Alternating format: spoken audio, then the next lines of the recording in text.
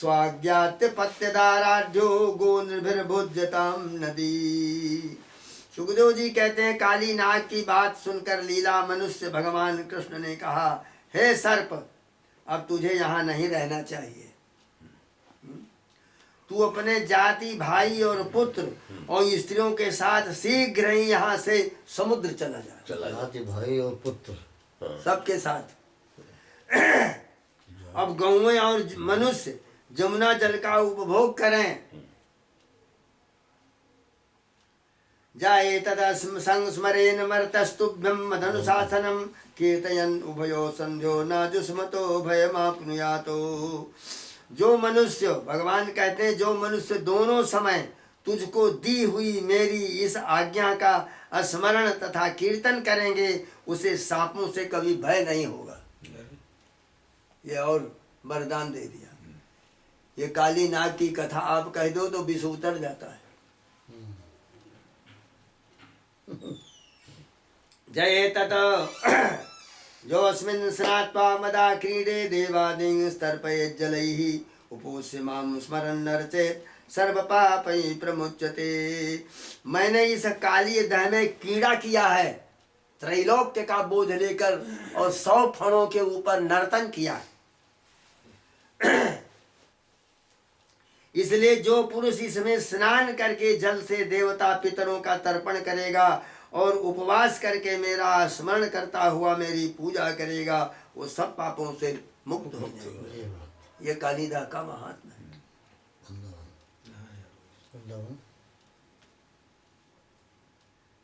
द्वीपं रमणकं हित्वा हृदमेतं उपाश्रिताः यद् भजात् सा सुपर्णस्त्वं नाद्यान् मत्पादलांछितम्।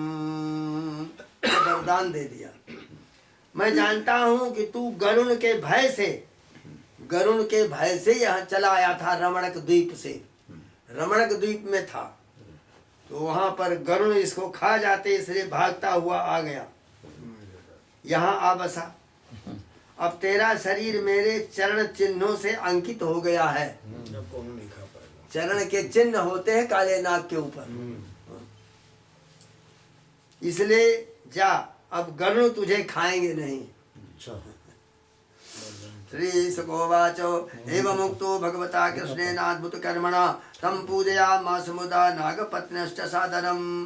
भगवान कृष्ण की एक एक लीला अद्भुत है। सुखदेव जी कहते हैं, परीक्षित, उनकी ऐसी आज्ञा पाकर काली नाग उसकी पत्नियों ने आनंद से भर करके बड़े आदर से भगवान की पूजा किया। दिव्यांबर स्रग वेणुभिः परार्घैरपि भूषणैः दिव्यगन्धानुलेपैश्च महत्योत्पलमालया।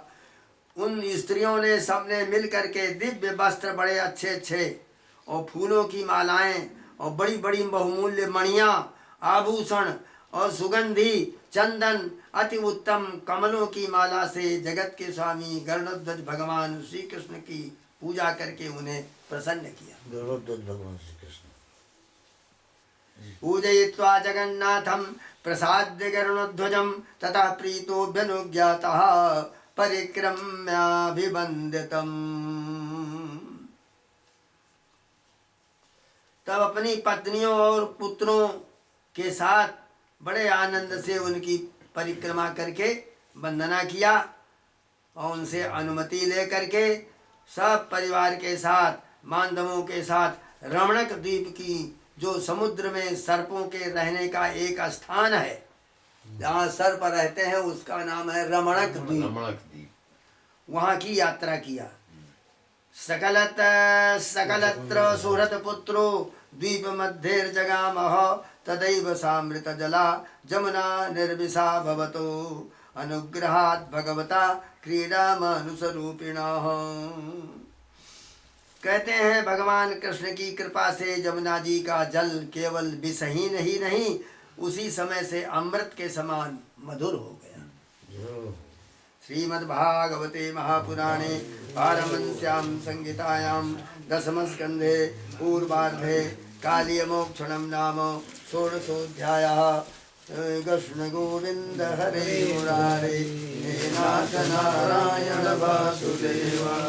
श्री कृष्ण गोविंद हरे मुरारे नाथ नारायण वासुदेव। बोल गए किसी को आनंद आ गया। बोलते बन गया नहीं तुम नहीं, इतना इतना अद्भुत वर्णन किया है, इतना अद्भुत वर्णन आया उसमें, ऐसा मतलब शब्दों का चयन है इसमें। बहुत अच्छा। कैसे? भागवत भागवत है अपनी भागवत जगह। भागवत वाकई मतलब ये भाषा दूसरी जगह नहीं मिलेगी। ना ना, किसी पुराण में ये इस प्रकार की भाषा नहीं है। भाषा चयन शब्दों का और वे आकर्षण का होना, ये श्रृंगार रस कितना सुंदर है। बिल्कुल नहीं वही दोनों की माला है, भगवान ना प्रसन्न हो रहा है तो प्रसन्न होना पड़ जाए। कहते हैं कि ऐसी योग की स्तुति शब्दों सिद्धि की। न नाक प्रश्नम न च सार्वभौमम। हमको छोड़ करके भक्त हमारा स्वर्ग भी नहीं चाहता। न च सार्वभौमम, और धरती का सारा राज्य वो हमको छोड़ करके नहीं चाहता। न रसाधिपत्यम, रस और धन इत्यादिकों का अधिपति मालिक होना ये भी नहीं स्वीकार करता। न योग सिद्धे न पुनर्भवम वा मयि अर्पितात में क्षति मद बिनान्यतो। हमारे बिना वो किसी तरह प्रकार की संपत्ति नहीं चाहता, न रसातल चाहता, न स्वर्ग चाहता, और मोक्ष भी नहीं चाहता, और योग भी नहीं वो चाहता हमें छोड़ करके। इसीलिए कहा गया है कि ये भक्ति जो है ये ज्ञानोत्तरा है। ज्ञानोत्तरा अर्थ क्या निकला? यानी ज्ञान होने के बाद जो भक्ति आती है वो उत्तम भक्ति है, पराभक्ति उसको कहते हैं। इसी के लिए भगवान नारद जी ने लिखा है प्रेम दर्शन, उनकी पुस्तक है, ग्रंथ है, उसमें सूत्र है अनिर्वचनीयम प्रेम स्वरूपम। प्रेम का स्वरूप क्या है? अनिर्वचनीय, वाणी से कहा नहीं जा सकता। अनिर्वचनीयम प्रेम स्वरूपम प्रमाणम अत्र गोपिका।